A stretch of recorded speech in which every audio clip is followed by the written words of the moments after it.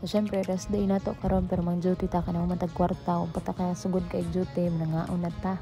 Mariel sapot na sa iyahang pan dugay na luto. Ato na din tagbangkiron pagkawan. Init na kaayo pero laban lang. Mga natag mga gulay kay magluto daw mi og bihon og atay sa manok. Ang bot aning duha. Basta kay wala na tay allowance ani pila ka semana. Ang mili na si Mary og mga wings si Mariel nangalot na kawan ay pampalit og lamas 300 ra mong kwarta. Ngita na dayon og bihon kay para mas makabarato pa. Si Mary how kay mamili bihon mo to kay na pero dag nangita pa sa laing bihon. Na, kamaw na to mong ipampalit. Isarap pila ra ka silupinan. Lakaw na dayon may. Reklamo na si Mariel kay giigang na daw siya sa jeep dugay nila ra. Abot na may boarding house. Nana si Maddie, nana si Cecil, Jessica Soho, lumipad na ang aming team. Charot. Ako rin nalipay. Kita ako sa iyahang pinirito dira sa kaon, marag rice cooker. Pakita na din si Gil sa iyahang mga hiwa-hiwa skills.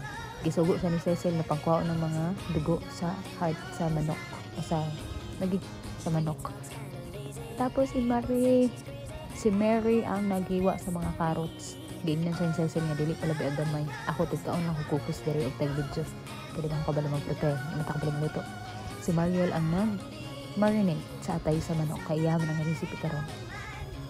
Si Mary nakaandam na po dyan ipang fried chicken nga halang-halang lami kayo igor ako natulog tas gipukaw na ako ka mga una daw may magsalo-salo na may bala na mo din ha mga matag legit na content creator direct matag correct lami yan wala may tingganay direct hindi pang gutom na gikan pa may duty sige na kaon na gaya og bihon human na dayon pauli na ko pero karon pa naabot ang estudyante na mo nga isa ka buo ko nagsulat ba kani sa eskwelahan naabot na ko sa Matina crossing dapit ay sa Matina pa lang dahil sa may SNR so babu mauna ni siya akong plato pangdapling tanan bisan pag pinakagamay nga hiwa sa carrots bye.